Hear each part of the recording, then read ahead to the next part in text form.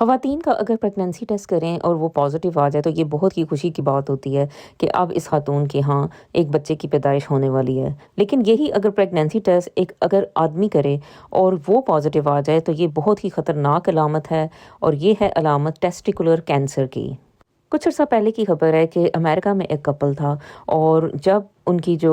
Wife تھیں یا girl friend تھیں، انہوں نے پریگنینسی ٹیسٹ کیا اور وہ پازیٹیو آ گئیں۔ تو جو ان کا جو پارٹنر تھا اس نے سوچا کہ میں بھی پریگنینسی ٹیسٹ کرتا ہوں ویسے ہی شرارت کے طور پر۔ تو لیکن جب اس نے پریگنینسی ٹیسٹ کیا، یعنی کہ اس نے اپنا یورین لے کے جب وہ ٹیسٹ کیا تو وہ بھی پازیٹیو آ گیا، اور وہ حیران رہ گیا۔ اس کے بعد جو ہے وہ ڈاکٹر کے پاس گئے، تو ڈاکٹر نے کہا کہ یہ جو ہے اس آدمی میں یا کسی بھی آدمی میں یہ ایک ٹیسٹیکولر کینسر کی علامت ہو سکتی ہے، کیونکہ کچھ جو ٹیسٹیز کے کینسر ہیں وہ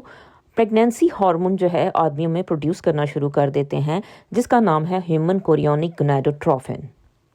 تو یہ ہارمون اگر ایک آدمی میں پایا جا رہا ہے تو اس کا مطلب ہے کہ یہ آدمی جو ہے یہ ٹیسٹیکولر کینسر کا شکار ہو چکا ہے، یا اس کے ٹیسٹیز میں ایک کینسر جو ہے وہ تیزی سے گرو کر رہا ہے۔ تو ایسی صورت میں یعنی یہ دیکھیں کہ یہ ایک سستا سا ٹیسٹ ہے، لیکن ایسی صورت میں آپ جو ہے فوراً اپنے ڈاکٹر کے پاس جا سکتے ہیں اور اس سے جو ہے یہ ڈسکس کر سکتے ہیں، تاکہ اس کو بر وقت جو ہے اس کو ٹریٹ کیا جا سکے۔